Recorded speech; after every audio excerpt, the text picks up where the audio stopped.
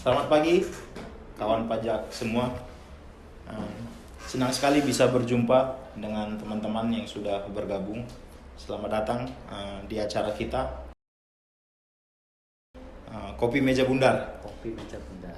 Kembali lagi kita bertemu pada pagi hari ini. Pada pagi hari ini kita akan ditemani oleh narasumber kita, Bapak Endra Catur. Beliau adalah penyuluh di KPP Pratama Jakarta Pluit.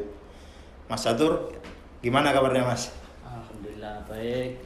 Saya juga ucapkan selamat pagi kepada kawan pajak semua. Semoga kawan pajak selalu dalam kesehatan ya, tetap dalam lindungan Tuhan Yang Maha Kuasa. Bang Bara gimana kondisinya? Sehat? Luar biasa. Walaupun Jakarta sering hujan akhir-akhir ini, ya tapi tetap luar biasa, tetap sehat. Iya, betul Bang. Kami juga berharap teman-teman pajak juga yang ada di rumah tetap sehat dan tetap diberkati oleh Tuhan Yang Maha Kuasa. Amin. Baik Mas, pagi ini kita akan membahas tentang Per 11 tahun 2022. Isinya itu tentang perubahan Per 03 2022 tentang faktur pajak. Artinya dari tahunnya aja kelihatan Mas, sebenarnya Per 03 ini dikeluarkan tahun ini, tapi kemudian diganti dengan Per 11 2022. Nah, Mas boleh dijelaskan nggak kepada kawan-kawan kita yang ada di rumah, itu apa sih latar belakang dari Per Dirjen nomor 11 tahun 2022 ini? Oke, terima kasih Bang Bara.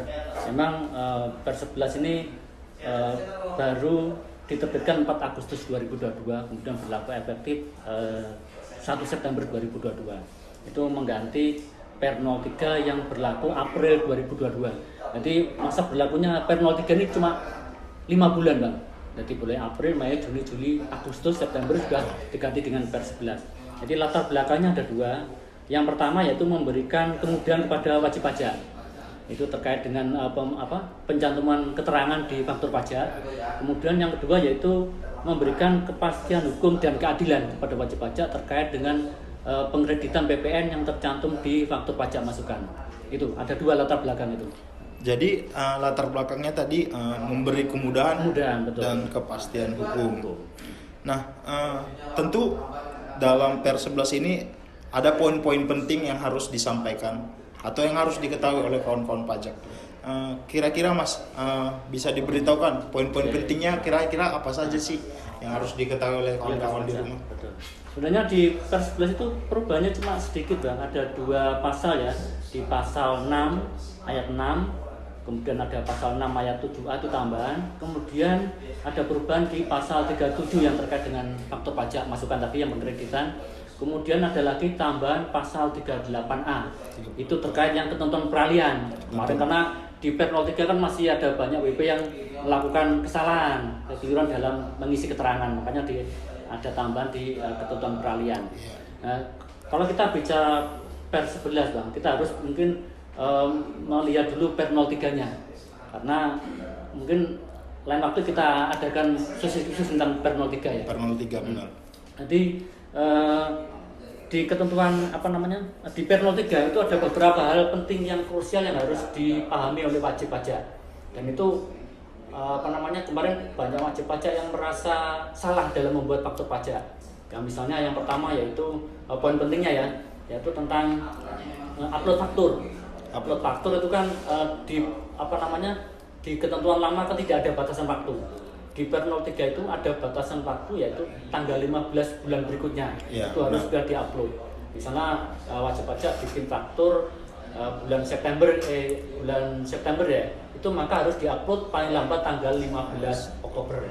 Beda dengan peraturan sebelumnya. Betul. Kalau sebelumnya kan kita mau bikin faktur tanggal berapapun diuploadnya bisa. Ya kalau dengan adanya Per 03 itu tidak bisa, harus tanggal 15 bulan berikutnya. Dan kemarin banyak WP yang akhirnya juga agak terlambat kan? Terlambat, kan? benar. Banyak kita yang menerima WP yang PLDS itu kan banyak yang akhirnya terlambat mengupload faktur. Kemudian yang berikutnya yaitu tentang di Per 03 itu yang harus diketahui yaitu tentang kode transaksi. Yaitu ada kode transaksi 05. Kalau sebelumnya kan belum ada. Belum. Nah, di kode transaksi 05 itu untuk mengakomodir yaitu transaksi dengan besaran tertentu. di Undang-Undang HPP itu kan disebut ada PPN dengan besaran tertentu. Maka nanti wajib pajak membuat kode transaksinya yaitu 05. Kemudian, nah ini yang penting yang kita bahas hari ini yaitu tentang di Per 11 yaitu tentang pencantuman keterangan di faktur pajak. Oh benar. Betul. Ya kemarin di Per 03 itu kan diatur begini. Untuk wajib pajak misalnya kita melakukan penjualan kepada pembeli yang terdaftar di KPP yang dipusatkan di KP Kanwil SAR, kemudian Kanwil khusus dan KPP Madya, itu kan ada ketentuan khusus kan. Benar. Nah, kita tahu bahwa misalnya kita menjual barang kepada PKP tadi, itu kan mereka punya cabang banyak kan. Misalnya kita kasih contoh aja mungkin Indomaret apa ya? Indomaret. Nah, betul Indomaret. Itu kan cabangnya di mana-mana. Nah, saat kita menjual barang kepada PKP Indomaret tadi, misalnya kita ngirim barang ke Bandung, ke Surabaya, kemana gitu ya.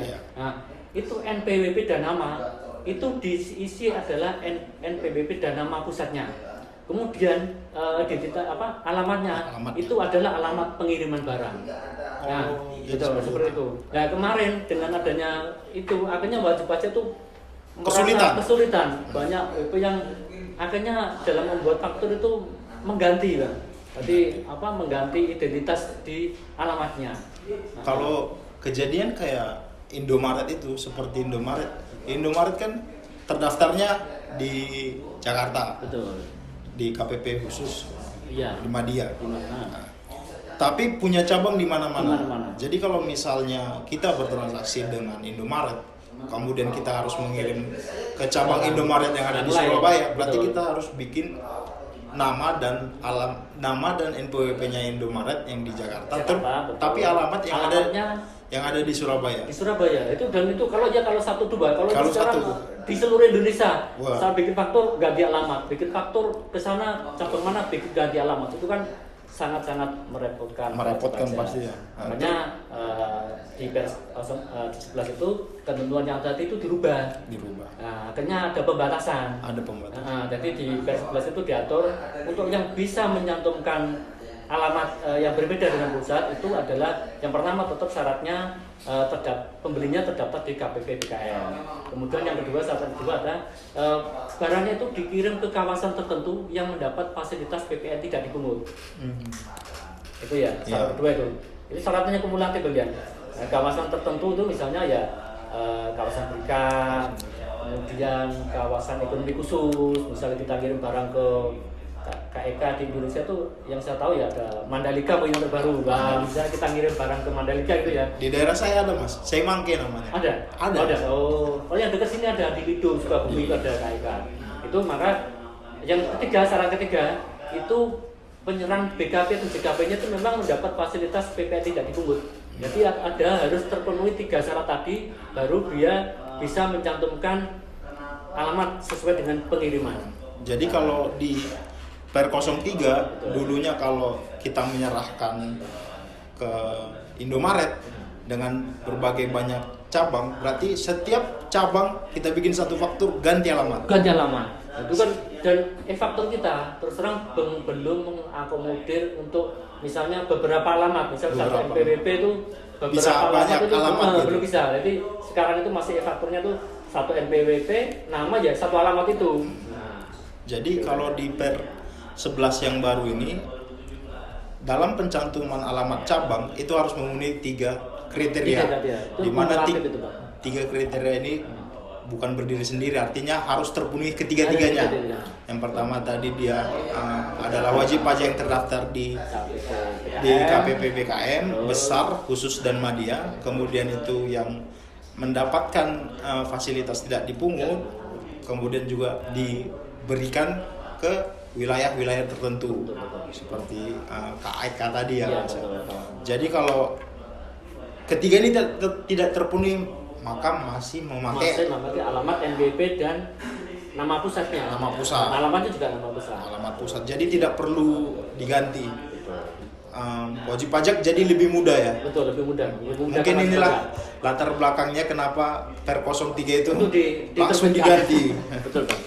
Jadi Mas, kita juga membahas tentang adanya perubahan pengkreditan pajak masukan. Betul. Nah itu gimana Mas poin penting yang Iya. Mas mau sampaikan kepada teman-teman pajak? Di pasal 37 ayat 2 itu memang diatur untuk bisa dikreditkan sebagai faktor pajak masukan itu kan ketentuannya ada beberapa. Yang pertama, bukan merupakan pengeluaran di pasal 9 ayat 8 huruf B Undang-Undang PPN. Kemudian syarat kedua harus memenuhi ketentuan formal dan material. Itu di Per03-nya ya. Nah, di Per11-nya itu dirubah.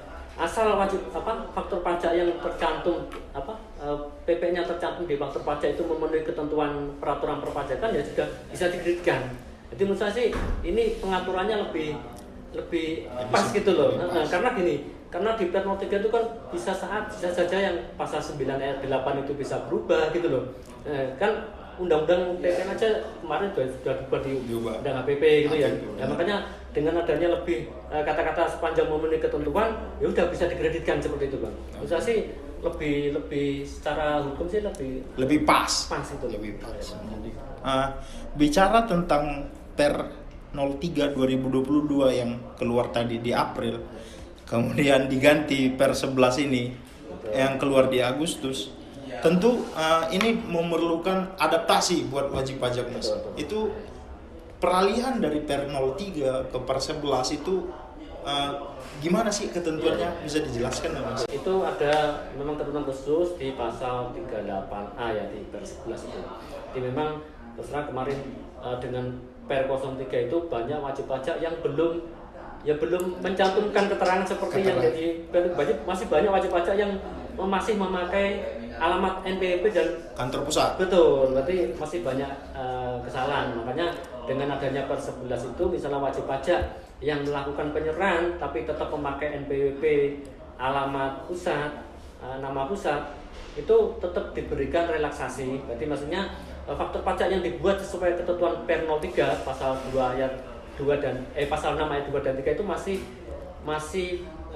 bisa dikreditkan oleh pembeli. Masih bisa diakui. Betul, berarti bukan dianggap faktor pajak tidak lengkap yang tidak bisa dikreditkan. Nanti tetap dengan adanya pasal 38A itu, maka faktor pajak yang dibuat dengan kondisi tadi di Per 03 itu masih bisa dikreditkan oleh pembeli seperti itu. Jadi dalam ketentuan peralihan semua faktor pajak yang dibuat berdasarkan ketentuan Per 03 itu tetap dapat diakui.